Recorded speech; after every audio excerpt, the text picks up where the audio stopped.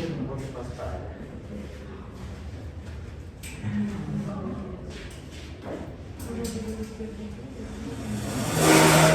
Dividirse un poco. Estoy la parqueada hacia tú. Ahí hay otra vaca, ahí hay otra vaca.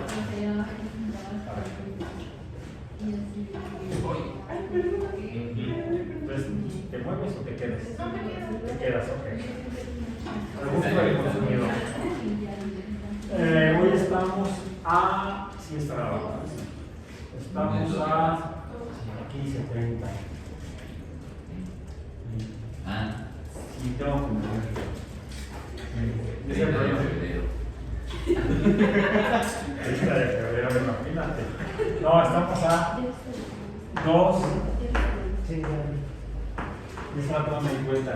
¿Sabes qué cuenta cuando les enseñé el... Sí.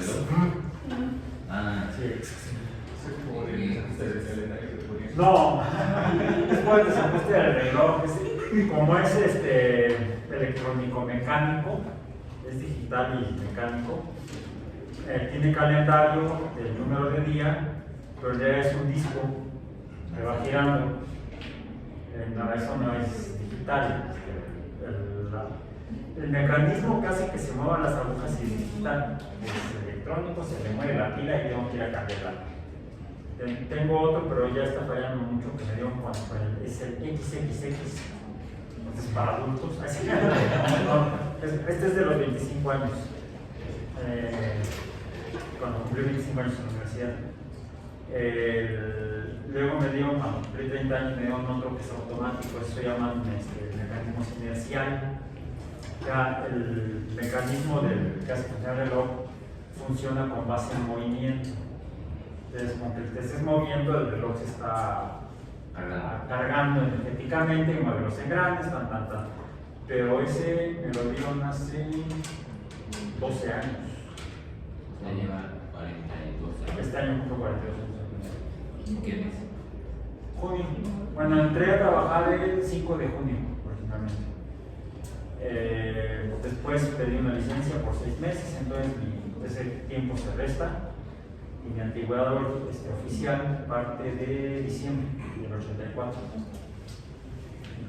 Yo entré a trabajar mi contrato, mi primer contrato empezó el 5 de junio del 84. Entonces, cuando cumplí 25 años me dieron que es electrónico mecánico, y cuando cumplí 30 años me dieron otro que me dio es inercial. Nada más que después de 10 años ya. No sé si esté sucio, tengo que llevarlo, pero lo reviso. Porque ya de repente se para. Por más que le agito y la inercia no da. Y a lo mejor por fricción, no lo he revisado, tengo que llevarlo. Y nada más se le mueve la pila, se lo tengo que cambiar.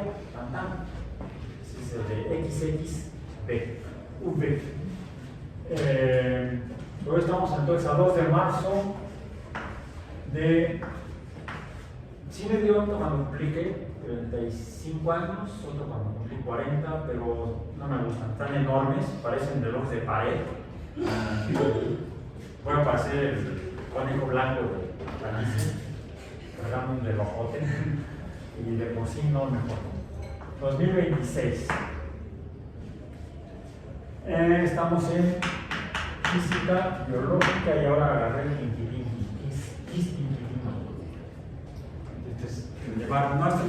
Este no es Rosa Barbie. De hecho, el Rosa Barbie el Rosa Barbie lo inventó un mexicano.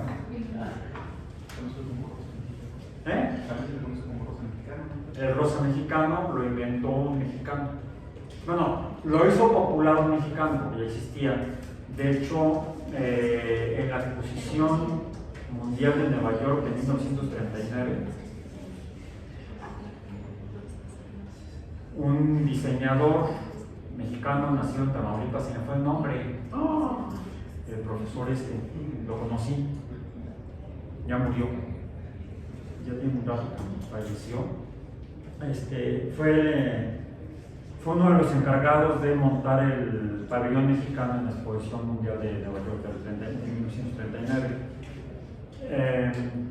Y fue pues, y un color que usó fue ese color rosa.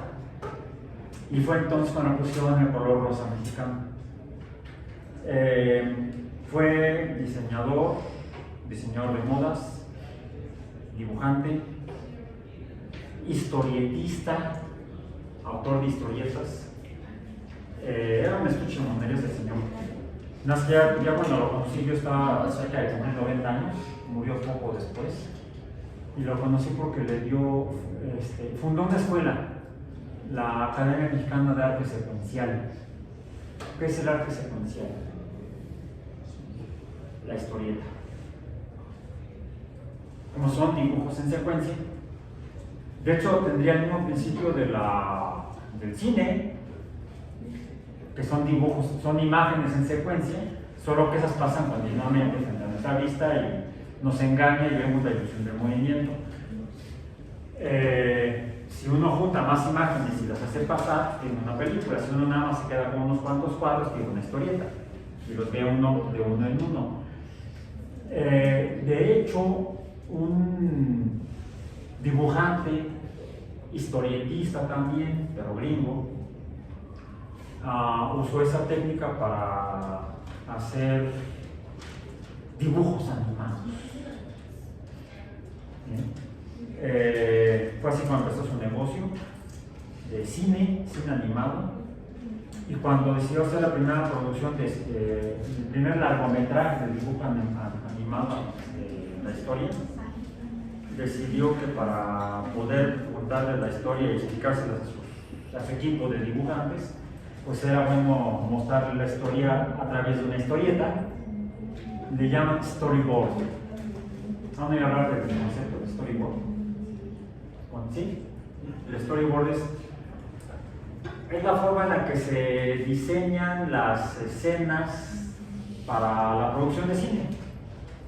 Por ejemplo, una producción de cine comienza con una idea: quiero hacer una película. Let's make a movie.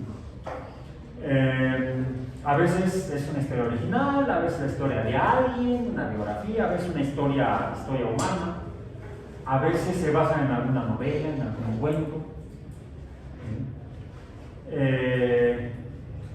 Pero el primero en decidir que, para poder mostrar más claramente cuál era la secuencia, incluso cuáles serían hasta los encuadres, cómo se van a tomar, cómo se va a poner la cámara, dónde van a estar los personajes, no sé, fue ese dibujante que se llamaba Walter Disney. Y él inventó el concepto que ahora se usa en todas las producciones de cine desde entonces, del storyboard. Es un formato de historieta, entonces, de uso del concepto de historieta. La historieta, que es la narración a través de imágenes, de una historia, de una secuencia de imágenes. Uno de los principales historietistas del siglo XX fue este maestro, cuyo nombre escapa a mi escasa memoria actual. Luego les digo. Pero yo lo conocí porque mi hija tomó clases con él. Ella no sabía, yo tampoco sabía que ese señor que fundó esa escuela estaba en la cambiaron de lugar después del siglo XVII, del año 17. Estaba creo que en Bolívar, en la calle de Bolívar, pero casi llegando al viaducto. Ahí está. La cambiaron de lugar a otro lugar. Era el fundador y director de la escuela y también daba clases. Mi hija estaba tomando clases precisamente de historieta, de dibujo para historieta. Y yo lo conocí porque me mandó llamar. Había un conflicto generacional. El señor tenía casi 90 años y mi hija tenía 15. Entonces me regañó que porque la adolescente era así, porque esa era adolescente. Sí. Yo por eso jamás he dado clases en secundaria. Sí, empecé dando clases en preparatoria y es diferente. La etapa más difícil para los profesores es la secundaria. Y casi todos terminan en el manicomio. Yo terminé en la UAM. Sí, porque el primer año empecé a dar clases con una prepa y ya después entré en el 84 aquí. En el 83 di clases en una prepa y en el 84 ya empecé a trabajar aquí en la UAM. Bueno, eso. Bien, ¿eso que tiene que ver con el tema de hoy? Pues no sé, a lo mejor sí. A lo mejor sí. Estuvimos comenzando el curso estudiando el movimiento. Hablé de imágenes en movimiento, pero este es movimiento real. Movimiento rectilíneo uniforme, hasta que se atraviesa la pared, una perturbación, una fuerza de Newton. De hecho, es lo que hace que la pelota cuando caiga no caiga uniforme, sino cae acelerada. Incluso usamos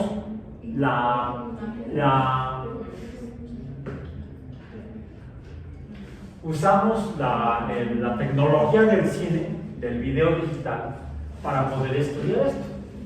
¿Y qué son imágenes en secuencia?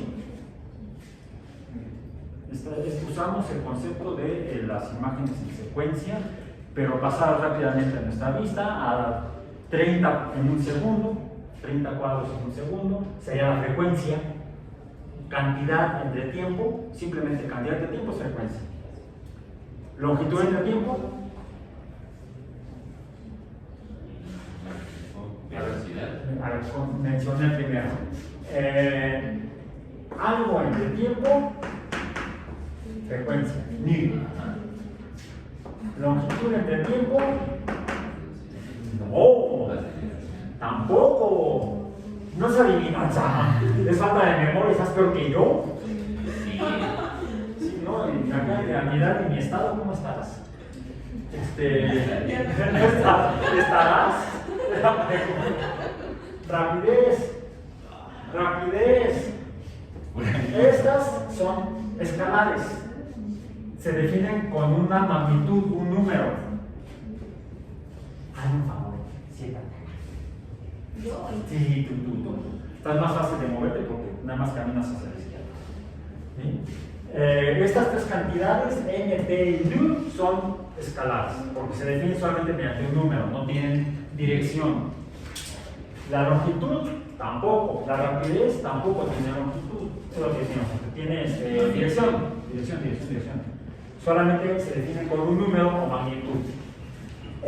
Ahora sí, la primera que mencionaste es distancia entre tiempo, es delta x entre delta t. Entonces sí, es la velocidad. Pero estas tres, bueno, esta es la misma delta x y otro símbolo para d, son vectoriales. Entonces, esta la usamos, por ejemplo, en el cine. Esta la usamos en la cinemática. Esta también, en la cinemática.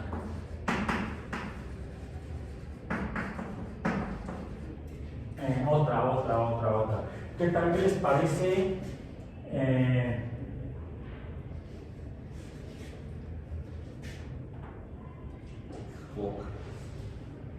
N subíndice P entre T. ¿Qué será N subíndice P? Número de habitantes o de individuos en una población. Entre T, ¿qué sería? Puede ser la velocidad de crecimiento. Estaríamos hablando de cinética de poblaciones en ecología. O quizá fuera C entre T, donde C fuera la concentración de un reactivo o de un producto en una reacción química. Estamos hablando de cinética química. O de la concentración de un fármaco en un organismo. Cinética de fármacos o farmacocinética. Entonces, este concepto lo usamos, este concepto básico de cantidad entre tiempo o de velocidad, hablamos de velocidad de la reacción química. Hablamos de la velocidad de crecimiento poblacional de una serie de organismos, o de crecimiento,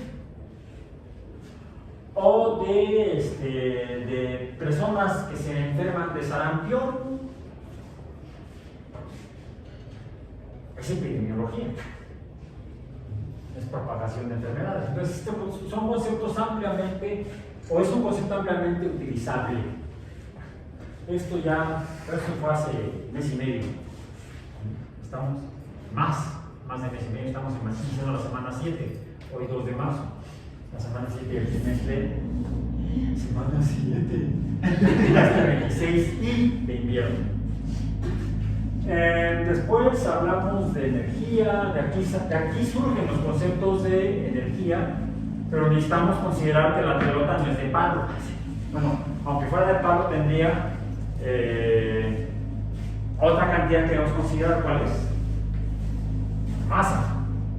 Y cuando tenemos, mencionaste otra cantidad que es cuando varía, cuando cambia la velocidad, aquí se cambia la posición, por lo tanto hay distancia, cambia la posición, entre el tiempo es velocidad. Cuando cambia la velocidad, cuando la pelota cae, no cae a velocidad constante, es la aceleración, que sería P entre T.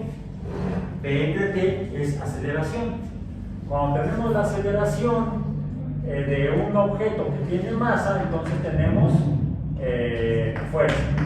Cuando tenemos, si hay una aceleración, quiere decir que hay velocidad, como esa.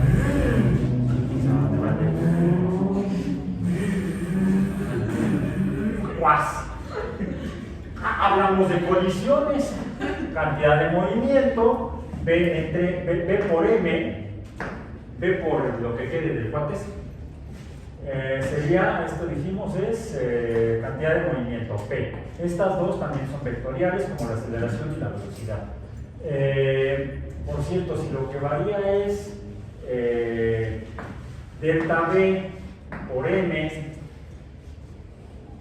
donde delta V disminuye, eso sería impacto, ¿no? Impacto, vamos a poner así. Impacto, pero si aumenta, le llamamos delta V por M, le llamamos impulso. La diferencia entre estas dos, vamos a ponerle que esta es para allá, disminuye, y esta es para acá, aumenta. Aumenta la velocidad, es impulso. Disminuye la velocidad, tal vez sea impacto.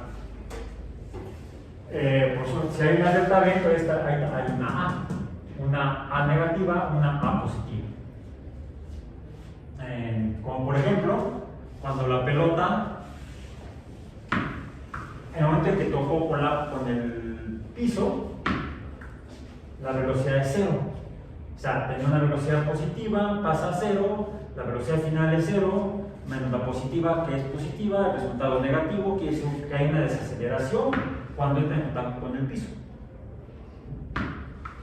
Ahora, será igual si, pongan atención, porque para poder ver el fenómeno necesito que ahorita alguien me eche una mano para capturar la pelota, la verdad. No la capturamos. Aunque usó 2 manos, tiene que ser como una nada más. A ver, igual. Usé una mano y un hombro. Más o menos.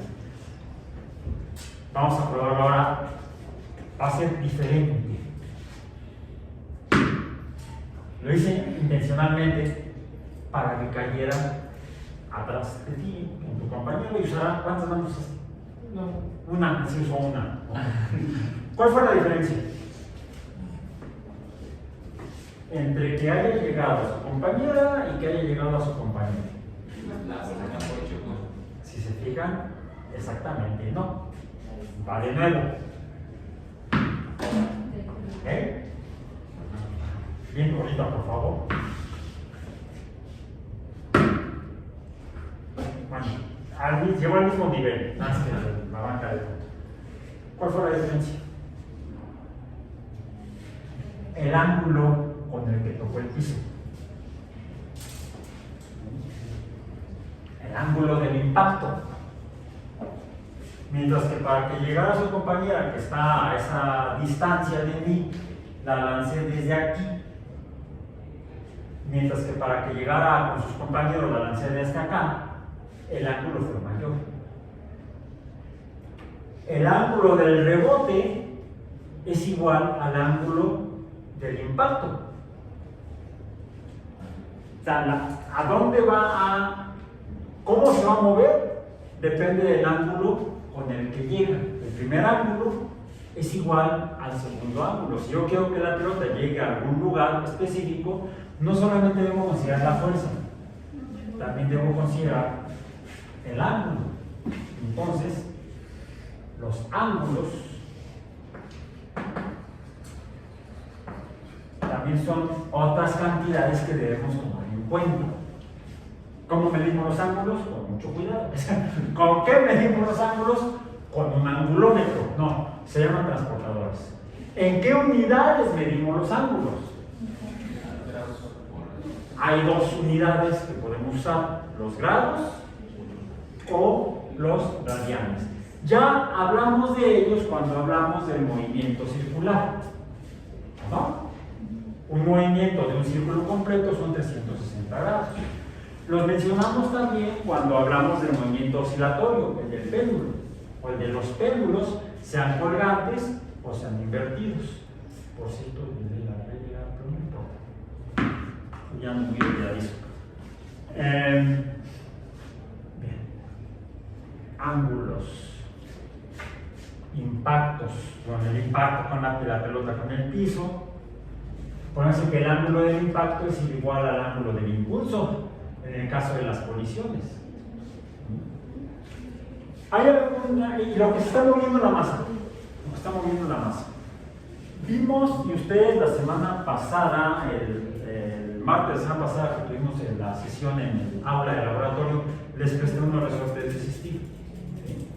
Y vimos, por ejemplo, esta paleta de esta mesa, este mesabanco.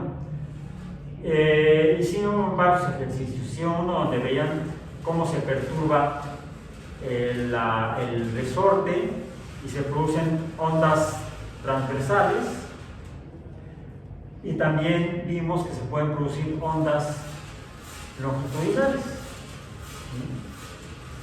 Es más, cuando hacemos la onda transversal también podemos estar viendo que a su vez pues no es lo mismo de esta onda donde ¿qué le puedo medir a una onda cuando estoy perturbando el resorte?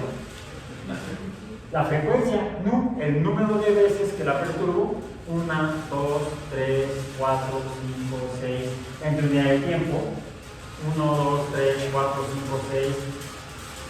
Cambia la cantidad de ondas, pero a su vez, si me fijo bien, al cambiar la cantidad de ondas, cambia el ángulo de cada poco de la onda.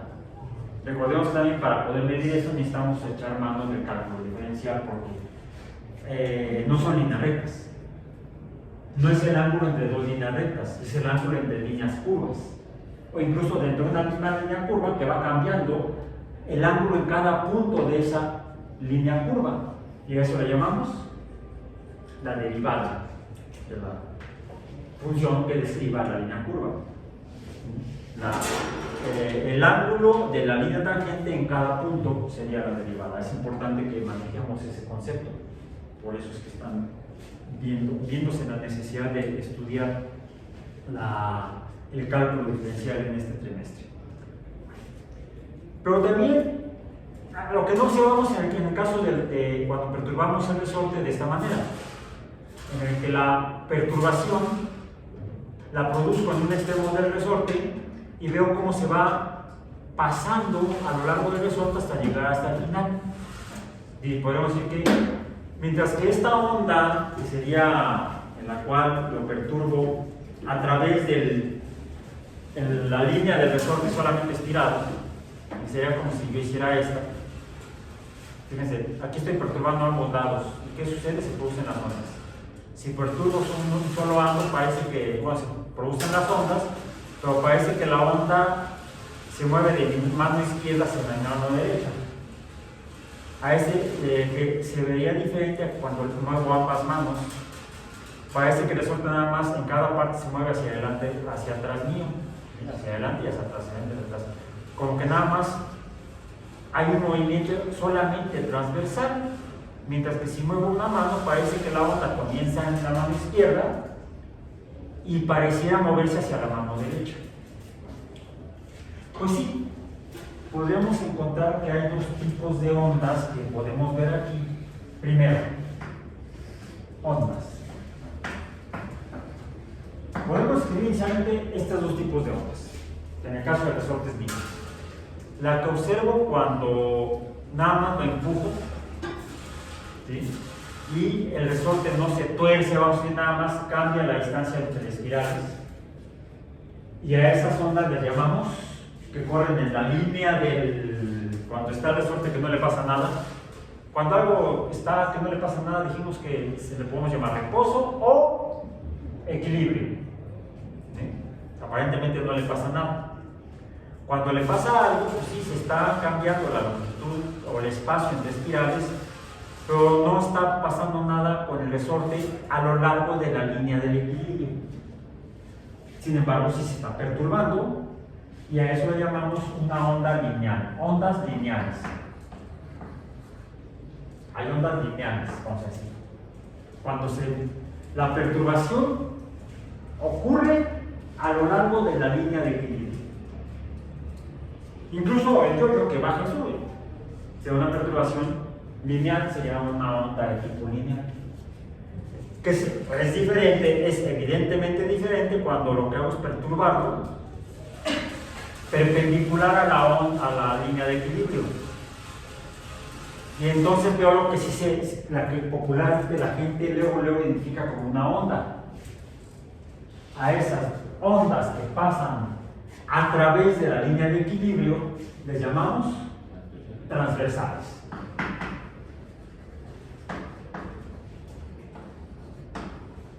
Eso respecto a la posición de la línea de equilibrio. Ondas en función, vamos a decir, de la línea L subíndice EQ, línea de equilibrio.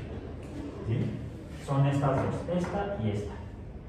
No, sería nada más la de abajo, las transversales. Ondas lineales no tienen que ver con la línea de equilibrio porque se mueven con ella o en ella. Transversales las que se mueven a través o depende de cómo atraviesan la línea de equilibrio. Otra es de esas mismas ondas. ¿Qué otra onda? Cuando noto la diferencia, cuando perturbo solamente un lado o cuando perturbo los dos.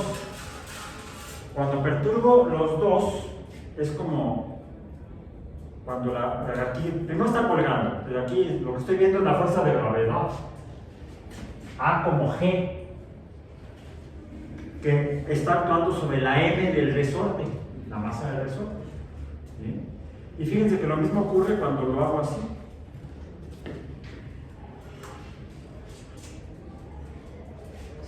¿Sí?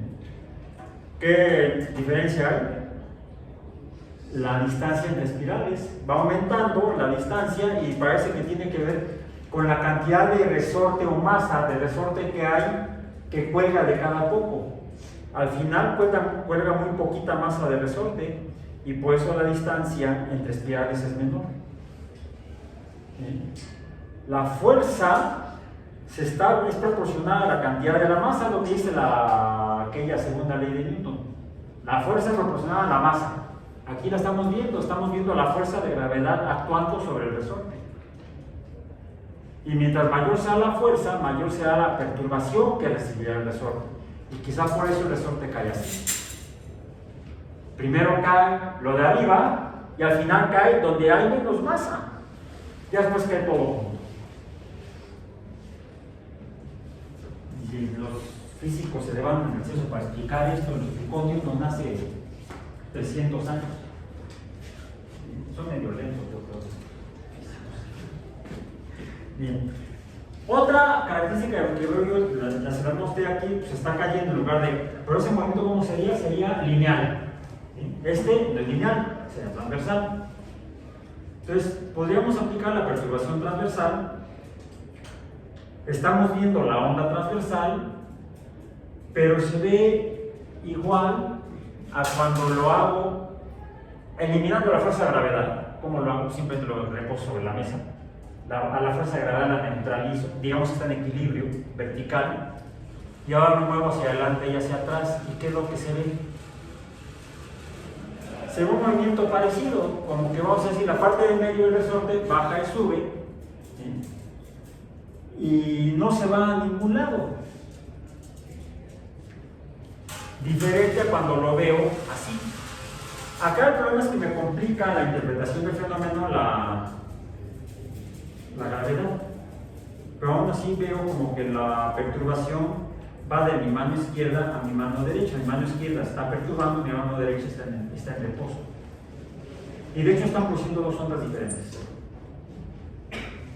En esta no se ve que la onda se vaya a ningún lado más que para arriba y para abajo, no corre de izquierda a derecha.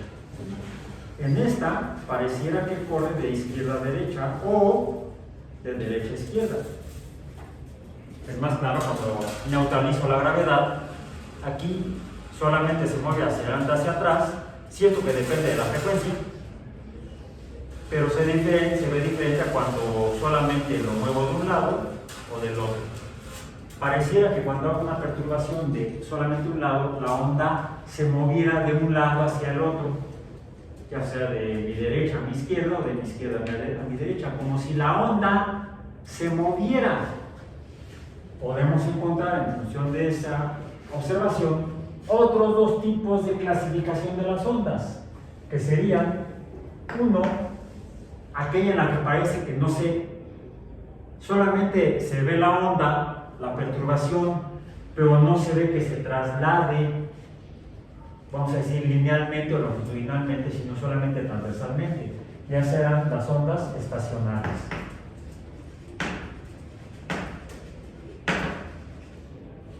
Y otras son pues las que se mueven, las que se van de un lado a otro, viajan, a lo mejor son viajeras frecuentes, precisamente reciben el nombre de ondas viajeras.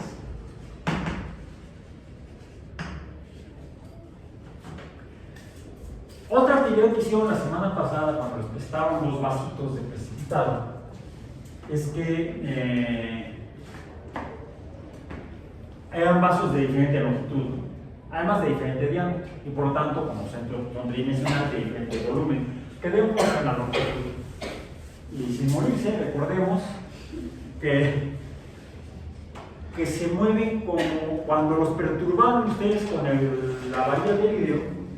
Realmente lo que empezó a ocurrir, y si pudieran repetir el experimento grabando en cámara lenta, pero quizá con una a mayor velocidad, la profesora nuevamente con base en esto, donde la frecuencia del paso o la apertura, perdón, del obturador y el paso del registrador de imágenes tendría que ser mucho más grande la frecuencia.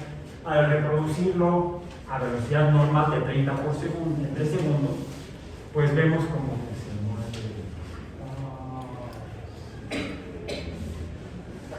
Así que agua, una pastillita para la garganta.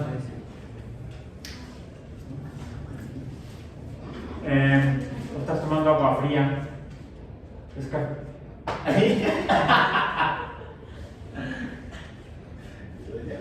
La frecuencia con la que la materia vibra, como la materia que forman nuestras cuerdas vocales, porque es por las vocales. Primero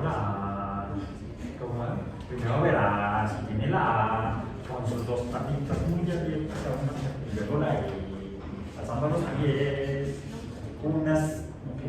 ya se me olvidó la canción. Es por las vocales, las cuerdas vocales, porque producen el sonido de las vocales.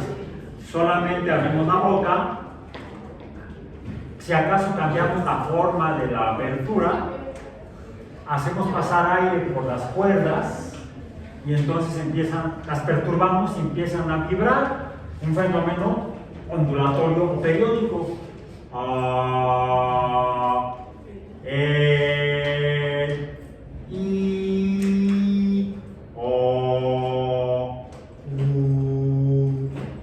Es decir, que diga yo, pues si la U pero con la boca muy abierta, no sale O. Si la abro más sale O. Se fijan cómo cambia el tipo de sonido cambiando la forma del espacio a través del cual sale el aire perturbado. Y es porque cuando vibra la cuerda, empuja el aire. Mientras que las cuerdas se mueven como péndulos, un bipéndulo sería uno colgante y uno invertido, ambos ligados, es una vibración. Al empujar el aire, es un fluido con materia disgregada. La materia disgregada, al ser perturbada, como el resorte, se comprime. Sería equivalente a esto. Viene el aire, le pega la cuerda, el aire de los pulmones le pega la cuerda le pega al aire que está junto a la cuerda y esto le pasa al aire. Se empieza a comprimir de a poco y la onda de compresión viaja linealmente. El sonido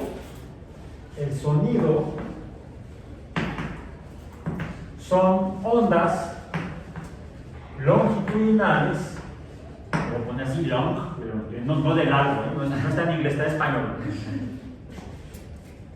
Viajeras.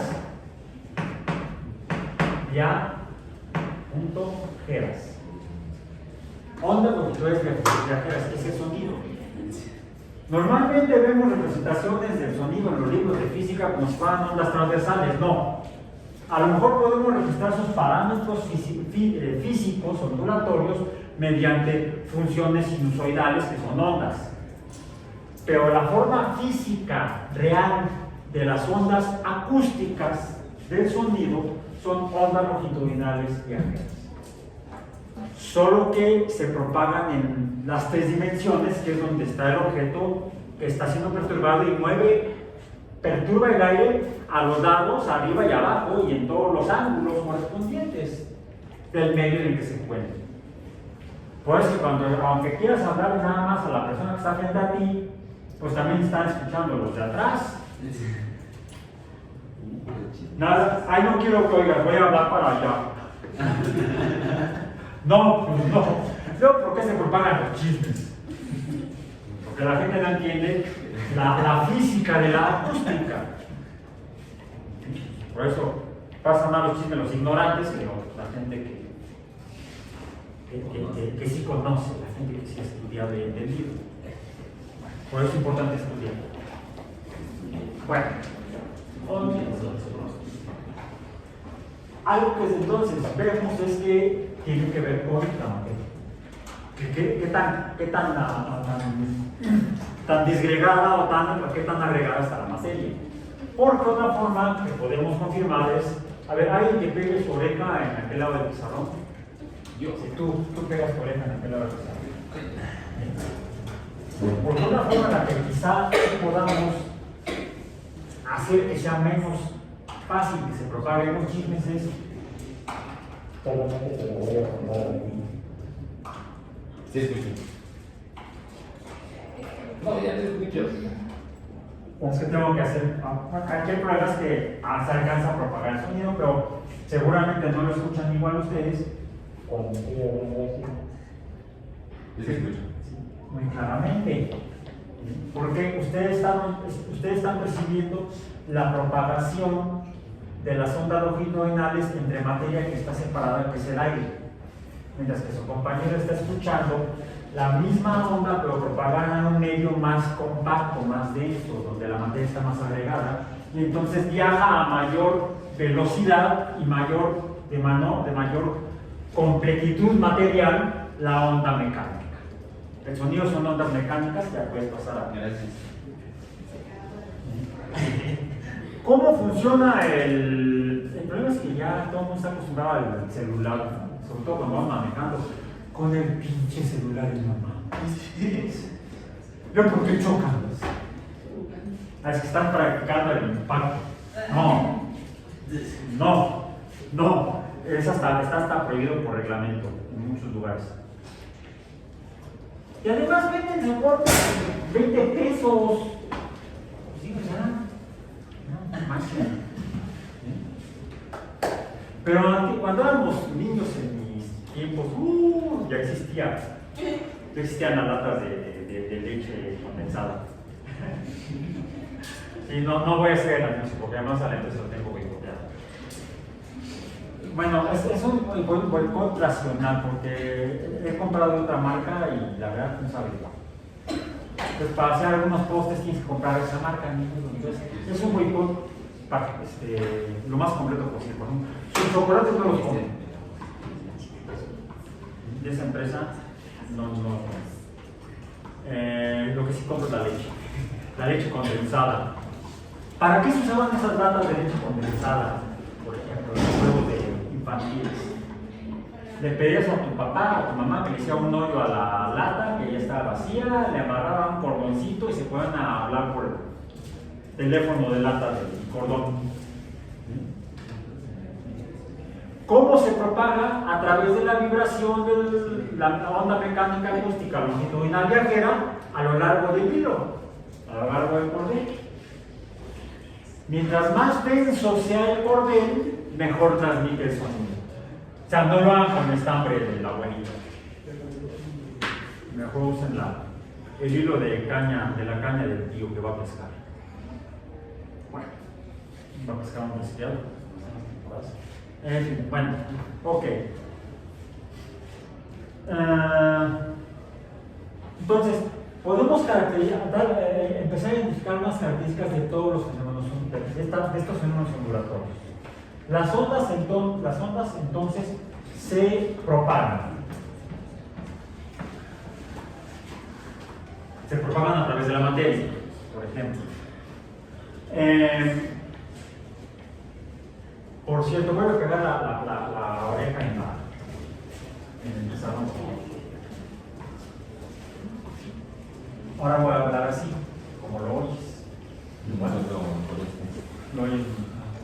Porque pasan dos cosas. Número uno, la onda sale de mi boca, choca con el pizarrón y el pizarrón rebota, como la pelota. A ese fenómeno ya puedes entrar. A ese fenómeno se le llama reflexión. La reflexión es el rebote de las ondas. Como cuando tengo, fíjense, resortes Dinky estirado, lo perturbo, la onda viaja de mi mano derecha a la mano izquierda, pero fíjense qué ocurre cuando la onda llega a la mano izquierda. ¿Qué ocurrió? Si no, toda una buena parte de la energía mecánica regresa a la mano derecha. Acabamos de ver una onda longitudinal reflejándose. Y la reflexión ocurre como cualquier colisión. Depende del ángulo. Depende del ángulo. El ángulo de reflexión, decimos, vamos a decir, teta, subíndice de reflexión, debe ser igual al ángulo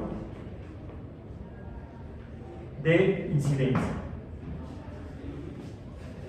de la entrada del choque de la primera colisión. El ángulo de reflexión es igual al ángulo de incidencia.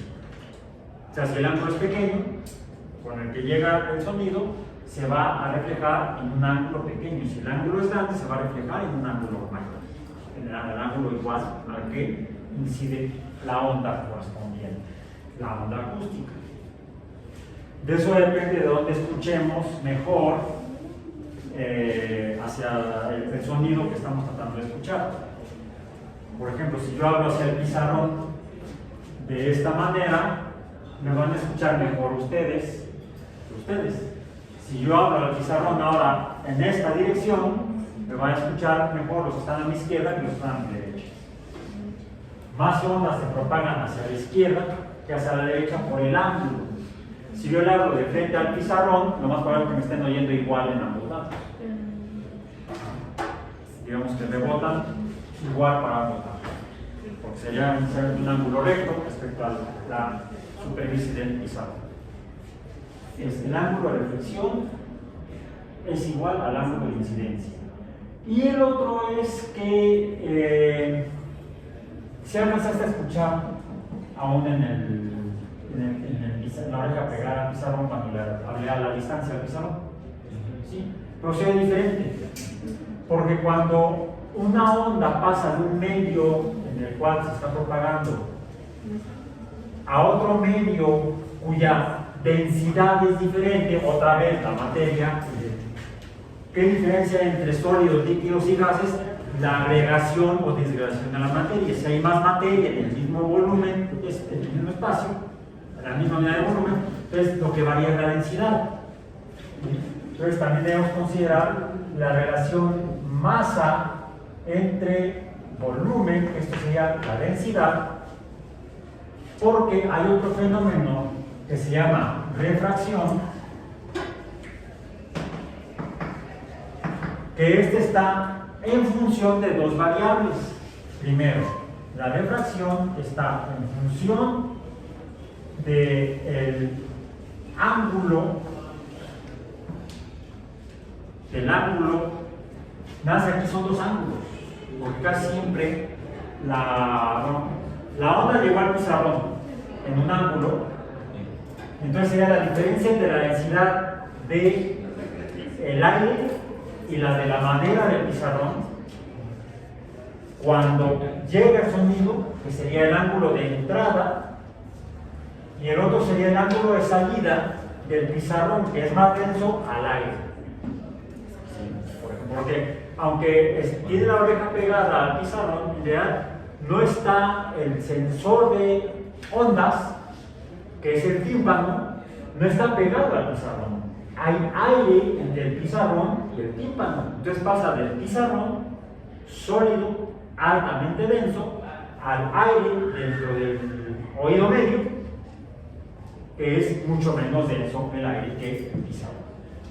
Entonces, depende de, vamos a ponerlo así. Ouch. Eso que me revelé en ti. Ouch. Sería la diferencia delta del ángulo, vamos a decir, de incidencia, coma, del ángulo, de la diferencia del ángulo, vamos a ponerle su índice S de salida. ¿De qué más depende?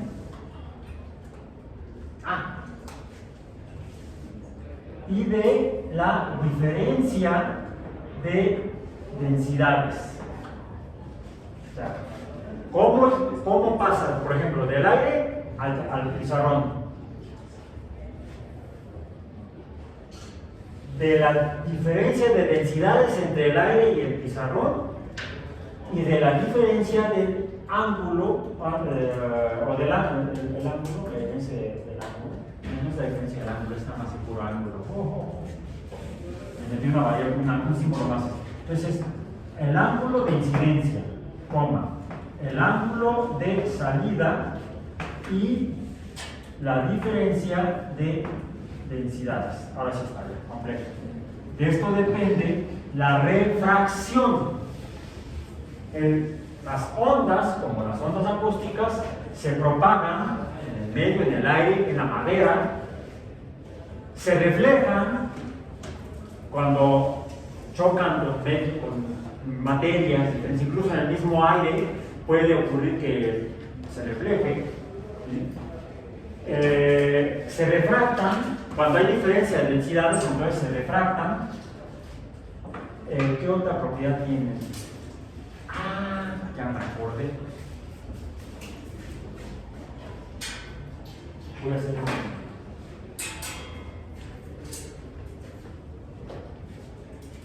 ahora les voy a hablar desde acá. ¿Cómo me están oyendo?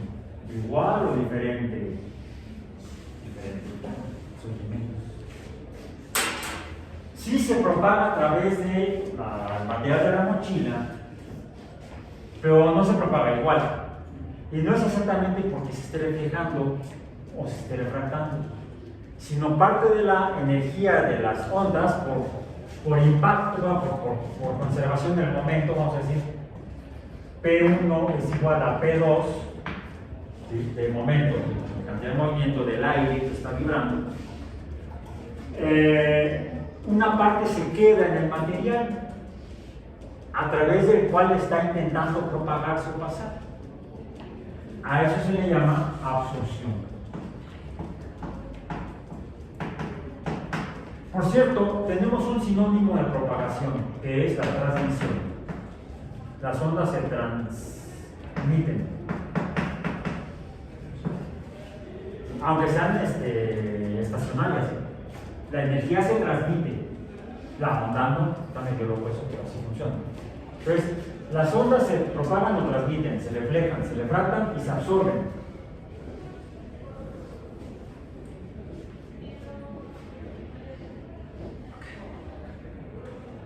¿Alguna otra propiedad de las ondas? Y todo esto lo podemos medir. De hecho, la absorción, cuyo símbolo es A, y puse la transmisión porque su símbolo es T, A mayúscula y T mayúscula. T mayúscula es transmisión, A mayúscula es absorción. Respecto a los fenómenos periódicos como las ondas. Porque para no confundir con la T mayúscula de temperatura, o la A mayúscula del área. No, en este caso es absorción. Y de hecho la absorción depende a su vez de la materia a través de la cual está intentándose propagar la materia, la onda. ¿Sí? Esta está en función, vamos a decir, esta está en función de la cantidad de materia, vamos a poner M, entre B específicamente, sí, de la densidad.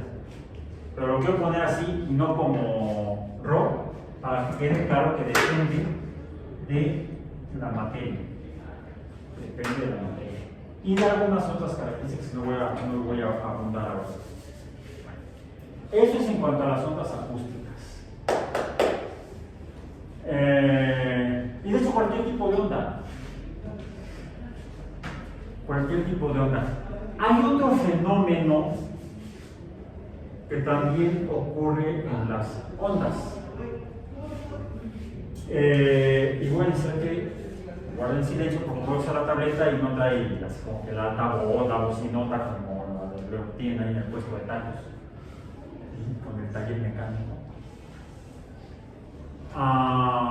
Escuchen.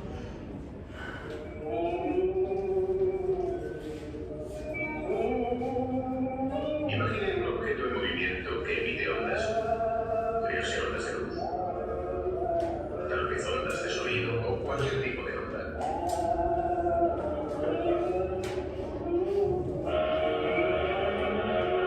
Cuando ese objeto móvil pasa por delante de nosotros, sentimos una especie de cambio de frecuencia. Esto se llama el efecto Doppler.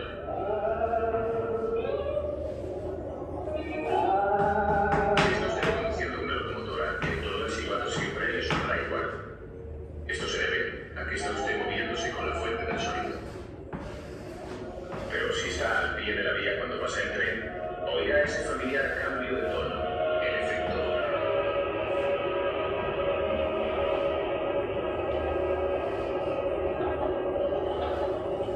Es fácil comprender la razón de que eso ocurra una vez que se visualizan las ondas.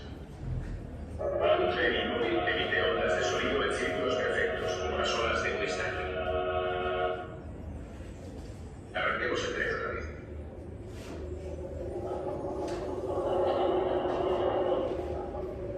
Bien, las ondas que se extienden hacia adelante se amontonan y las que van hacia atrás se separan. Las ondas comprimidas tienen una frecuencia y un tono más altos que las ondas separadas. Lo mismo ocurre con las ondas de luz. El color es a la luz exactamente lo que el tono al sonido. Bueno, aquí espolé un poco el video.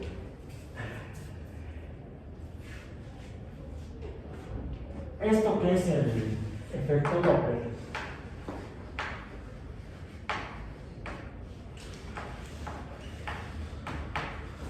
Por el nombre de un físico europeo del centro de Europa del siglo XIX, que fue el que lo escribió. Por cierto, fue maestro de Gregor Mendel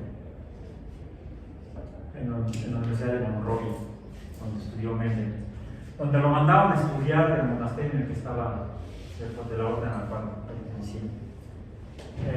Es por eso que Mendel era un experto en matemáticas y física y descubrió las leyes de la genética, biología. No fue un biólogo, fue matemático. Bueno, fue que sea matemáticas porque como igual que Copérnico, Galileo, no se graduó. Pero si estudió, esa parte sí es un buen ejemplo para estudiar. La de no titularse no es buen ejemplo. Esa no. No, ¿por qué? Si Galileo, Copérnico y Mendel no se graduaron, yo tampoco, no. Se me titulan. Dentro de 3 años me enseñan su título. Ok, bueno. Es una propiedad que presentan las ondas.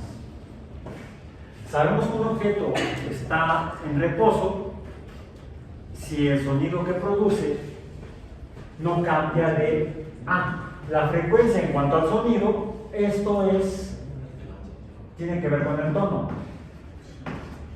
¿Sí? Las ondas de frecuencia grande tienen un tono agudo. Las ondas de frecuencia pequeña tienen un tono grave.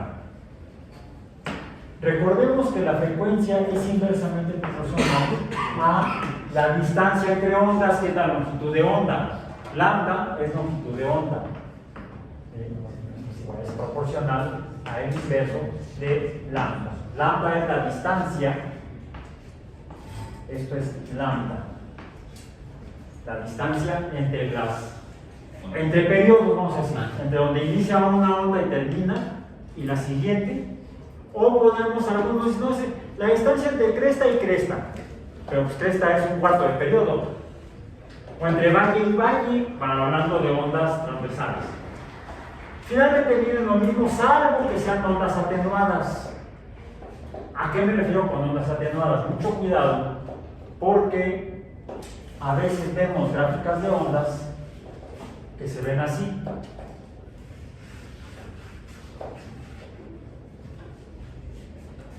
Esto se llama atenuación. La atenuación es una disminución en la A de amplitud. ¿Sí?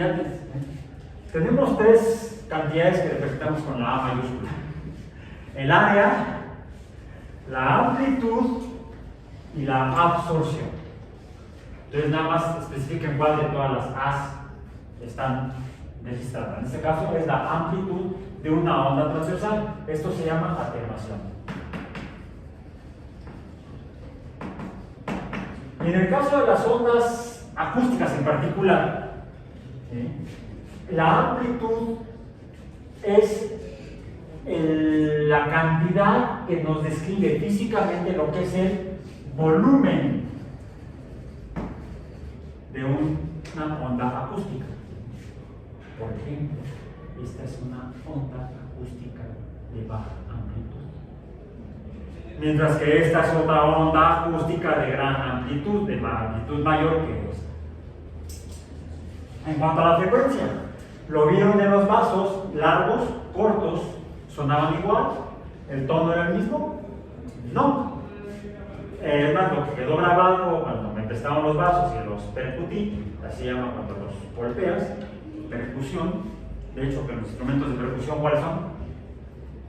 Todos que se golpean. La cacerola, la cabeza del amigo.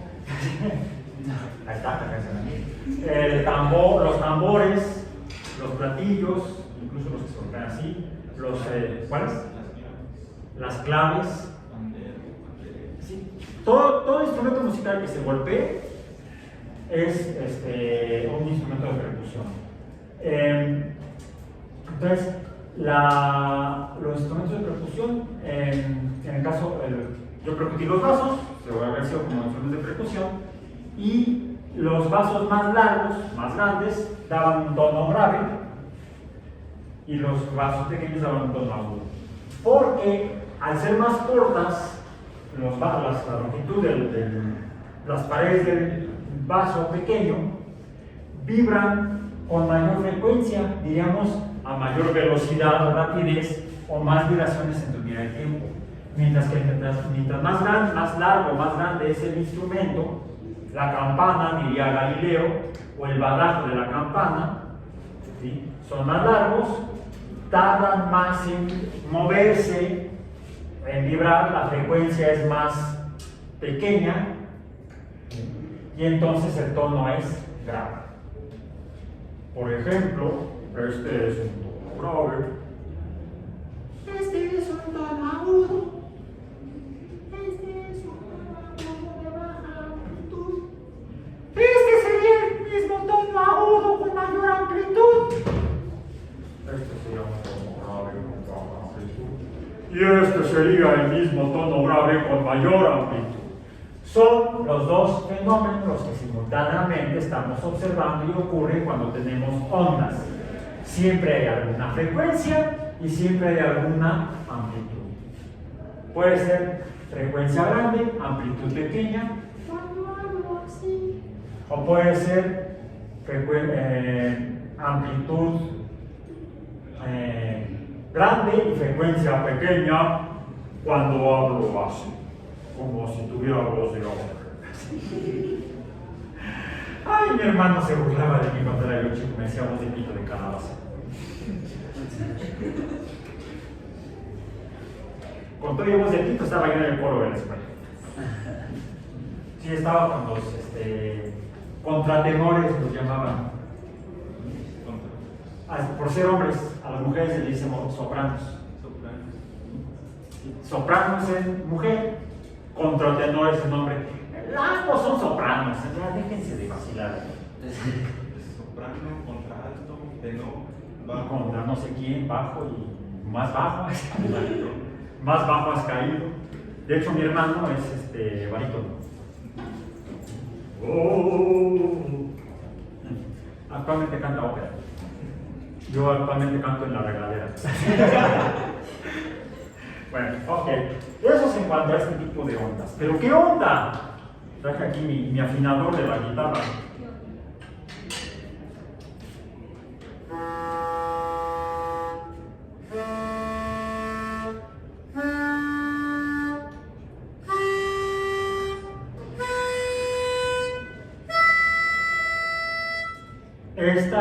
Estos son los tonos o frecuencias con que deben vibrar las cuerdas de una guitarra decente. ¿Bien? No sirve para los pianos, no sirve para las guitarras, y las guitarras de 6 cuerdas, porque hay guitarras de diferente cantidad de cuerdas. No para el bajo ni para el alto. En fin, ok. Menciono en el video, este es un cortito de un capítulo más amplio, como de 50 minutos o más, de la antigua serie de televisión de divulgación de la ciencia Cosmos, escrita por Carl Sagan, Andrea y Steven Soter y producida por PBS, creo, hace 46 años. Bueno, se estrenó hace 46 años, en 1980.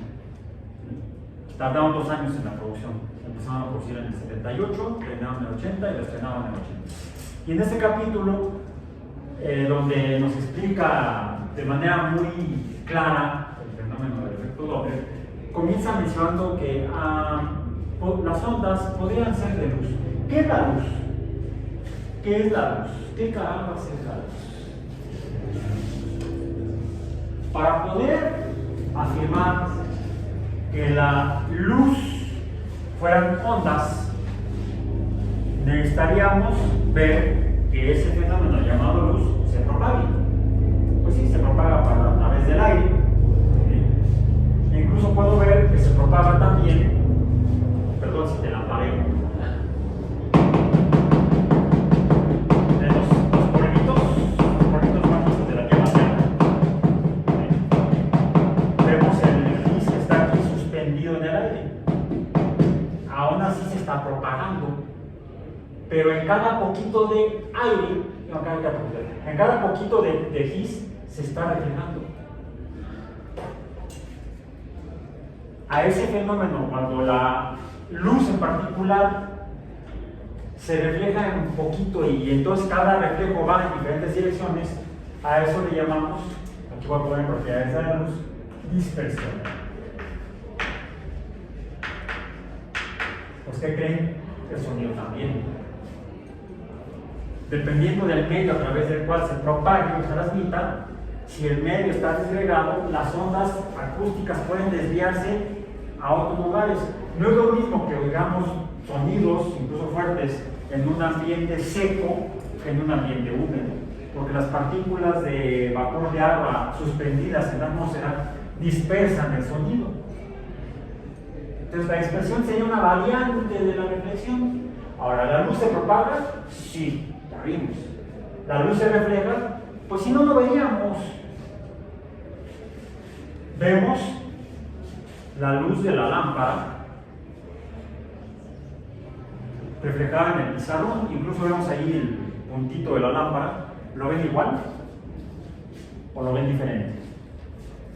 Igual, diferente. Como me dice el oftalmólogo cuando voy a que me revisen, así o mejor. El 2 al 1. Allá, ¿lo ven igual? ¿Lo ven igual si lo pongo yo así que si lo pongo así?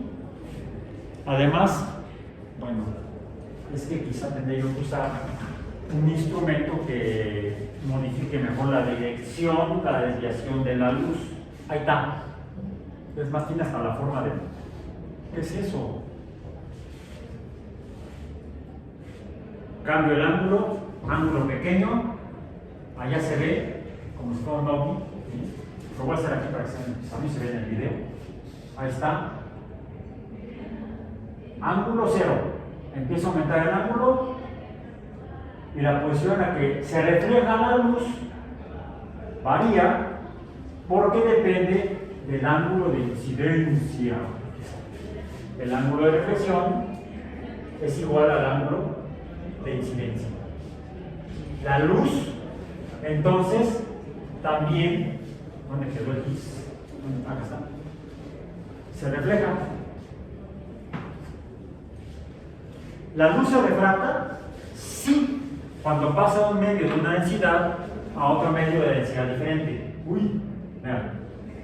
Se ve el círculo y cuando atravieso un pedazo de vidrio tallado, ahora veo el círculo más pequeño,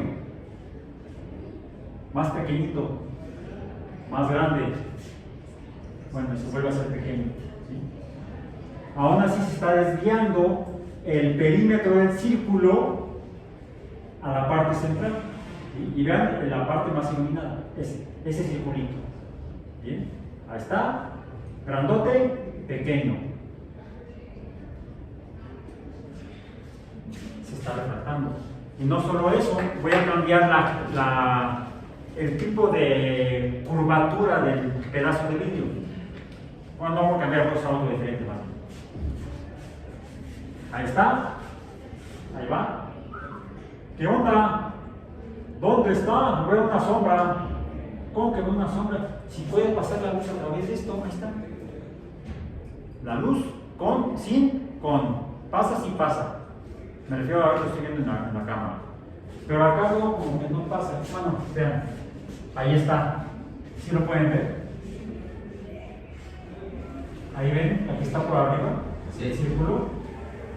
Tiene la forma de lente. Un lente es un material que desvía la luz por refracción.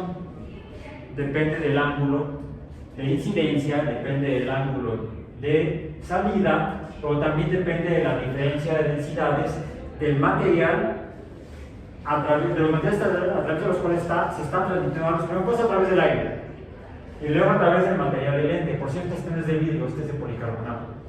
Es un polímero de carbono, pero que permite pasar la luz. La luz que podemos ver, le llamamos luz visible. Refracción. Pero en la refracción ocurre además algo interesante, raro, que está hasta en el libro del Génesis. ¡Ay, fue Dios! No. ¡Ay, Dios mío! Ven lo que está a la derecha, es más allá arriba en el techo. En la orillita se ve azul, violeta. Voy a cambiar sí está. Y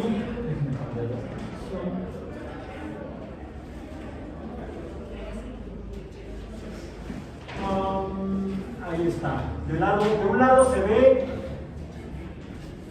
como amarillo, anaranjado, rojo, y del otro lado se ve azul, violeta.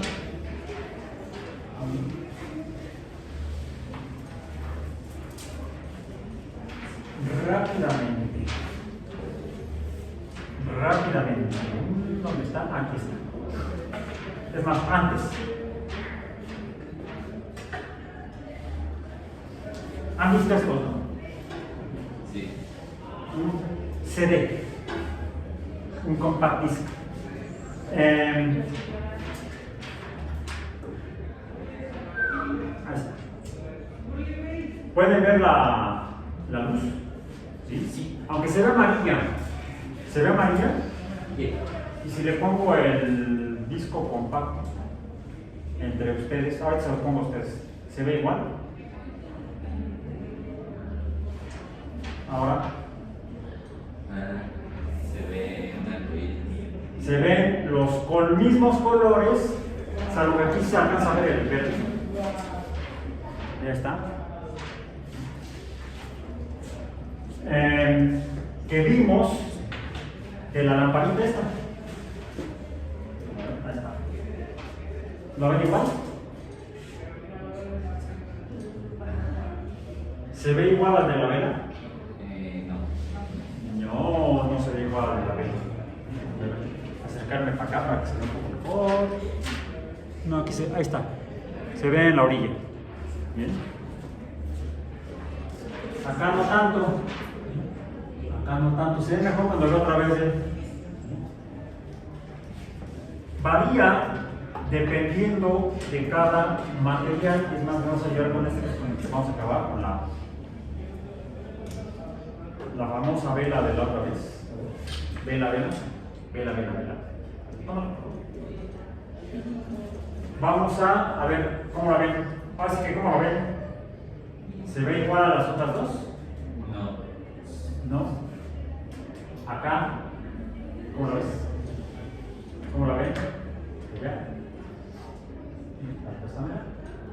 Entonces, lo que estamos viendo es que a través de este material, el disco de policarbonato, está ocurriendo en parte lo mismo que cuando hice pasar la luz de la lámpara a través del prisma. ¿Qué fenómeno sería si está pasando por medios de diferencias de la refracción? En el caso de la luz blanca, lo que estamos viendo es que la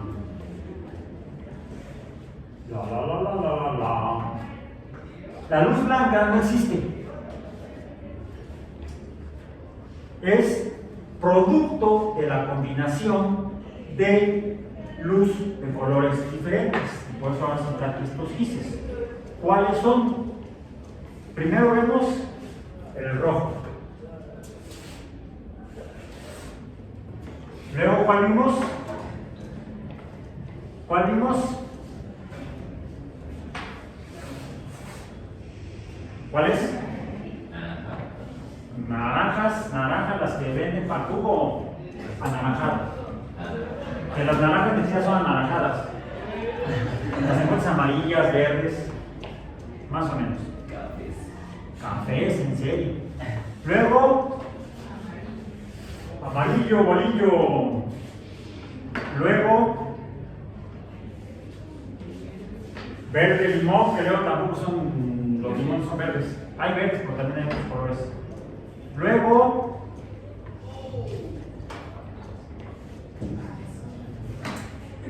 azul. Luego, Newton vio otro, luego de eso hablaremos mañana. Pero el último que vemos es el violeta. Son 6 colores. los cuales voy a representar con estas letras. Rojo,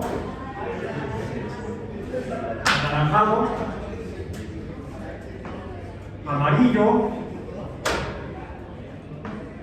verde, azul y violeta. ¿Por qué los pongo con estas letras como iniciales? Sí, porque en español sería más bronca, porque sería R, A, A de anaranjado, A de amarillo, A de azul. Entonces, mejor usamos estos. Sería rainbow. Lo interesante es que con estos, si tomamos lámparas o fuentes de luz de estos colores y las juntamos, obtenemos luz blanca. O, más interesante, con solo 3 de estos, podemos obtener no solamente los otros 3, sino cualquier otro, el café, el fuchsia, el que sea. ¿Sí?